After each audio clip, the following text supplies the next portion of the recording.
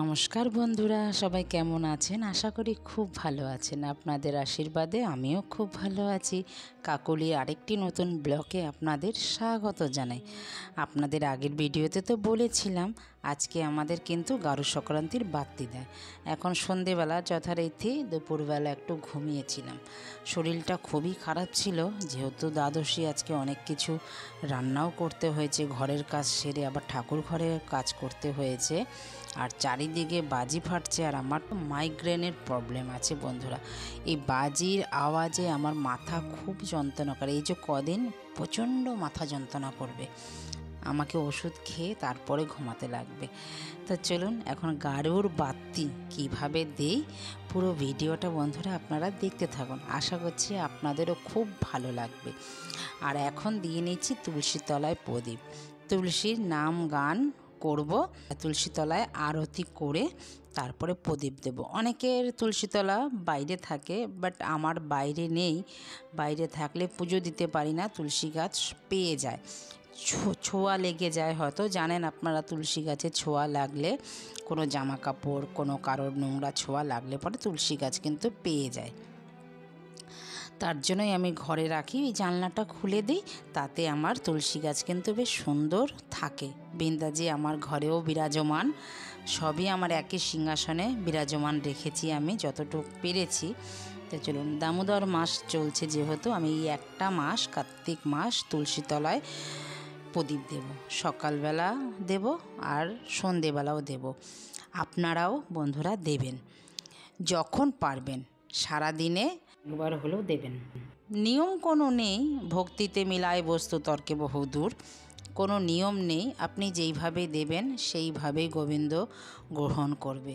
আসলে হচ্ছে ভক্তি। নিজে কাছে নিজেকে ভালোভাবে রাখার চেষ্টা করবেন। আপনি নিজের কাছে যদি নিজে ভালো থাকেন, আপনি যদি নিজে জানেন যে আমি কারোর ক্ষতি করিনি, কারোর খারাপ চাইনি, এটা কিন্তু সম্পূর্ণ আপনি নিজেই জানতে পারবেন। চলুন বাতি দিদি, আমাদের মধ্যে বাতি দেয় দুয়ারে। আগেকার দিনে আমার মাকে দেখতাম, আগেকার দিন বলতে ধরুন আজ থেকে 20 বছর আগে হয়তো, মাকে যখন দেখতাম আমাদের একটা পিঁড়ি ছিল, ওই পিঁড়ির মধ্যে দিয়ে পিঁড়ি ধুতো। আগে সন্ধেবেলা বাসি কাজ করা হতো, মানে সন্ধ্যের আগে আমরা যেমনি সকালবেলা উঠে ঘর মুছি, ঘর ঝাড় দেই, বাসন টাসন ধোয়াধুয়ি করি, তারপরে পিঁড়ি ধুই। আগেকার দিনে তো অনেক পিঁড়ি ছিল, সেই পিঁড়ি ধুতো। আমার মাকেও সেটা দেখে এসেছি। তো এখনকার দিনে ফ্ল্যাটের ঘরে কিন্তু এইসব জিনিস রাখেও না, নেইও, আমার ঘরেও নেই, অনেকের ঘরেই থাকে না। তো বাসি কাজ করতে হয়। এটা হয় এই প্রদীপ দিলাম সন্ধেবেলা, বাইরেও দিলাম, আমাদের চারিদিকে প্রদীপ দিতে হয়। দিয়ে ঘরের সামনেটা দিলাম, সিঁড়ির মধ্যে দিলাম, আবার দেব আজকে রান্নাঘরে, তারপরে বাথরুমের পাশে। আগে তো বাথরুমও বন্ধুরা ছিল বাইরে, এখন তো সবই অ্যাটাচ, তাই না? সবই অ্যাটাচ, তো ঘরের মধ্যেই সব কিছু, এখন একটা ঘরের মধ্যেই সব কিছু। আগে দেখবেন অনেকেই জানেন বাথরুম কিন্তু অনেক দূরে ছিল, এখনকার দিনে সব অ্যাটাচ। তো দিন পাল্টেছে, সময় পাল্টেছে, নিয়ম পাল্টেছে। যতটুক পারি মাকে দেখে এসেছি ততটুক করার চেষ্টা করি। যেহেতু বাঙালির রক্ত, বাঙাল রক্তে মিশে আছে, আমরা কনজারভেটিভ ফ্যামিলিতে বিলং করেছি, তো কিছু কিছু জিনিস কিন্তু এখনও ভুলতে পারি না।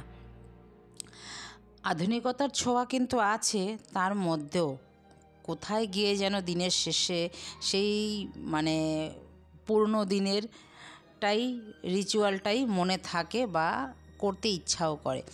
আর আমার মতন গোবিন্দ ভক্ত যারা আছেন তারা তো একটু ভালোই বাসবেন এইসব করতে, আর আমিও এইসব করতে খুব ভালোবাসি। আমি এগুলো বেশ ভালো লাগে আমার করতে, এই রিচুয়ালগুলো মাকে দেখে এসেছি। তো চলুন, আমার মেয়েও কিন্তু এই বাতিগুলো দিচ্ছে, মেয়েকেও একটু একটু শেখাচ্ছি। আমার মেয়ে তো এইসব জানে না, তো মেয়েকে আমি যদি না করি আমার মেয়ে কিন্তু জানবে না। আমি যেমনি আমার মাকে দেখেছি, তাই যেহেতু আমাদের দুই বাড়ি একই কাস্ট, একই নিয়ম, একই সব কিছু, খুব একটা আমার অসুবিধা হয় না। চলুন, আমার ঘরটাও কিন্তু আজকে আলোয় আলো হয়ে রয়েছে। দেখুন কি ভালো লাগছে। আর এই যে প্রদীপদানিটা কিনেছি আপনাদের কাছে তো শেয়ার করেছি, আপনারা অনেকেই বলেছেন খুব সুন্দর হয়েছে, আমারও কিন্তু আজকে খুব ভালো লাগছে। দেখুন আমার মেয়ে আবার একটু জল দিয়ে একটু ফুল দিয়ে ডেকোরেশনও করেছে। ওই আমাকে দেখে তো ও আমার মতন চেষ্টা করে, যতটুক পারে, বাচ্চা যতটুক পেরেছে। আমার তো খুব ভালো লেগেছে, আমার খুব সুন্দর লেগেছে। আপনাদের কেমন লাগলো আমার মেয়ের গোছানোটা সেটাও কিন্তু কমেন্টে জানাবেন। দেখুন কি ভালো যে লাগছে, পুরো অন্ধকার করে দিচ্ছি ঘরটা, খুব ভালো লাগছে। মানে চারিদিকে আলোয় আর আলো, এত সুন্দর প্রদীপগুলো জ্বলছে না, কি ভালো লাগছে। চলুন সন্ধে পুজো সব দিয়ে চলে এসেছি এবার ঘরে। এবার খাচ্ছি মুড়ি। আজকে গারুর যে তরকারি করেছি, পাঁচ তরকারি, গোবিন্দর ভোগেও দিয়েছি, দেখেছেন আপনারা। সেই তরকারি দিয়ে এখন মুড়ি মাখছি। এই মুড়ি আর এক কাপ চা খাবো, এখন সন্ধেবেলা খিদে পেয়ে গেছে।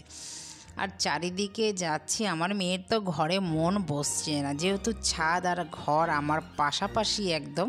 তো আমার মেয়ে ঘুরে ফিরেই খালি দেখছে, সারা পাড়াটা আলো আলো হয়ে গেছে, সবার জানলায় লাইট লাগিয়েছে, আমিও লাগিয়েছি। দেখুন আমার জানলাটাও কিন্তু বেশ ভালো লাগছে, আশেপাশে সব জায়গায় লাইট লাগিয়েছে, এত সৌন্দর্য লাগছে না, মানে কত রকমের আলো। আর দেখুন আমার ছাদেও কিন্তু আমি লাগিয়েছি এই লাল লাইট, এটা হচ্ছে আমাদের মধ্যে ঘোষেদের মধ্যে দেয় ধর্মের বাতি। তো আগেকার দিনে আমার মার মুখে শুনেছিলাম সেই লণ্ঠন দিয়ে ওপরে বাঁশ দিয়ে ঝোলাতো, তো সেই সিস্টেম তো এখন আর নেই। আমি এরকম তার দিয়ে একটা ডুম লাগিয়েছি, এটাই হলো আমার ধর্মের বাতি। তো আমাদের পাড়াটাও কিন্তু খুব সুন্দর সাজিয়েছে। তো চলুন বন্ধুরা, ভিডিওটা আমি তবে এইখানেই রাখি। সবাই ভালো থাকবেন, সুস্থ থাকবেন, সাবধানে সবাই বাজি ফাটাবেন, নিজেরও ক্ষতি করবেন না, অন্যেরও ক্ষতি যেন না হয়। সবাই ভালো থাকবেন, সুস্থ থাকবেন, সুন্দরভাবে দীপাবলি মানাবেন। তো নমস্কার, টাটা।